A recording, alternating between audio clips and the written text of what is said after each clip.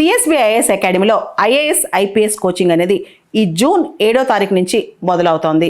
ఎవరైనా సరే అడ్మిషన్ కోసం ఈ ఫోన్ నెంబర్ని కాంటాక్ట్ చేయొచ్చు. అనేక మంది కవులు, రచయితలు మనిషి జీవితాన్ని ఒక రైలు ప్రయాణంతో పోలుస్తుంటారు. అది స్టార్ట్ అవుతుంటుంది, ఎండ్ అవుతుంటుంది.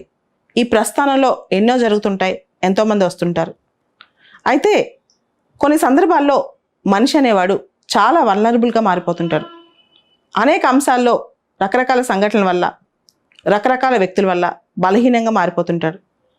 ఆ మనిషి అన్ని ఛాలెంజెస్లో కూడా పైకి రావాలంటే ఎలా ఉండాలి? చాలా స్ట్రాంగ్గా ఉండాలి. ఏదైనా అచీవ్ చేయాలన్నా, ఏదైనా నేర్చుకోవాలన్నా, ఎక్కడైనా సక్సెస్ రావాలన్నా, ఏదైనా ఘనత సాధించాలన్నా, ఏదైనా సరే ఆ మనిషి స్ట్రాంగ్గా ఉండాలి. సో ఇన్ని వల్నరబిలిటీస్లో, అంటే ఇన్ని బలహీనతల్లో మనిషి స్ట్రాంగ్గా ఎలా ఉండగలడు?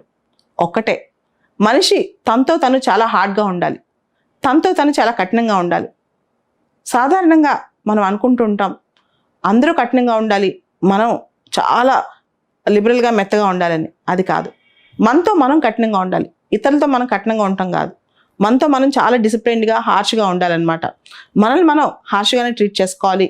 మన లక్ష్యాల విషయాల్లో, మన ఫోకస్ విషయంలో. ఇది కనుక చేస్తే మనం ఖచ్చితంగా పైకి వస్తాం. కొన్ని సందర్భాల్లో ఏ మనిషికైనా ఏదైనా ఇన్సిడెంట్ చూసినా, ఏదైనా జరిగినా తన జీవితంలో, లేదా ఎప్పుడైనా ఇంతకుముందు జరుగున్నా, లేకపోతే ఏదైనా జరుగుతున్నా, చాలా ఈజీగా మనిషి దానికి మెల్ట్ అయిపోతుంటాడు అనమాట. బాధపడిపోవటం, మెల్ట్ అయిపోవటం, ఈ ఇన్సిడెంట్ నాకు జరిగింది, లేదా ఇలాంటి సంఘటన నాకు ఎదురైంది అని ఎన్నో సంవత్సరాల పాటు దాన్ని క్యారీ చేస్తూ ఉంటాడు. అయితే అవన్నీ ఉంటాయి. ప్రతి మనిషి జీవితంలో చాలా ఎదుర్కొని ఉంటాడు. మనసులో ఎన్నో సంవత్సరాల నుంచో, ఎంతో కాలం నుంచో చాలా క్యారీ అవుతుంటాయి. కానీ ఇన్నున్న మనిషి తనతో తను మాత్రం ఎలా ఉండాలి? అవే తలుచుకుంటూ, లేదా అదే ఆలోచిస్తూ చాలా వల్నరబుల్గా, వీక్గా అయిపోయి జీవితాన్ని నాశనం చేసుకుంటాడా? లేదా వాటినే ఎదిగే మెట్లుగా, పునాదులుగా చేసుకుని తనతో తను చాలా హార్ష్గా ఉండి తను స్ట్రాంగ్ అవుతాడా? ఈ రెండు ఆప్షన్స్ మనిషి చేతిలోనే ఉంటాయి. మెయిన్గా మనతో మనం కఠినంగా ఉండటం అంటే ఏంటి? Self discipline. ఏం జరిగిన లైఫ్లో మన వర్క్ మనం ఆపకపోవటం, ఇది నెంబర్ 1. రోజుకి ఎన్ని గంటలైనా మనం పని చేయగలగాలి. రెండోది, మనతో మనం హార్డ్గా ఉండటం అంటే లైఫ్లో ఒక మనిషికి ఎన్ని జరిగినా ఆ మనిషి తన పట్ల తనకున్న ఫోకస్ని మిస్ అవ్వకుండా ఉంటాం. తన ఎందుకు ఎక్కడ ఎగ్జిస్ట్ అయి ఉన్నాడు, తన రియాలిటీ చెక్ చేసుకుంటాం అనమాట. ఎప్పటికప్పుడు తన గురించి తను రివ్యూ చేసుకుంటాం. తను ఏం చేస్తున్నాడు, ఎక్కడున్నాడు, ఎటువైపు పయనిస్తున్నాడు, వెళ్ళే దారి కరెక్టా కాదా, ఇవన్నీ మనిషి చూసుకోవాలి. అంతకు మించి ప్రతి మనిషి కూడా తన ఫోకల్ పాయింట్, అంటే ప్రపంచంలో మిగతావన్నీ, అంటే ఇంక్లూడింగ్ ఏ ఇన్సిడెంట్ అయినా, ఏ రిలేషన్షిప్ అయినా, ఏదైనా సరే తన తర్వాతే. అంటే ఆ మనిషి బాగుంటేనే కదా, ఆ మనిషి యొక్క శక్తి బాగుంటేనే కదా, ఆ మనిషి యొక్క ఆరోగ్యం బాగుంటేనే కదా, ఆ మనిషి యొక్క స్టేటస్ బాగుంటుంది. స్టేటస్ అంటే ఇక్కడ నాట్ జస్ట్ ఎకనమిక్ స్టేటస్. ఆ మనిషి సొసైటీలో ఒక ఇన్ఫ్లుయెన్షియల్ పొజిషన్ ఉంటేనే తను 10 మందికి ఏమైనా చేయగలడు.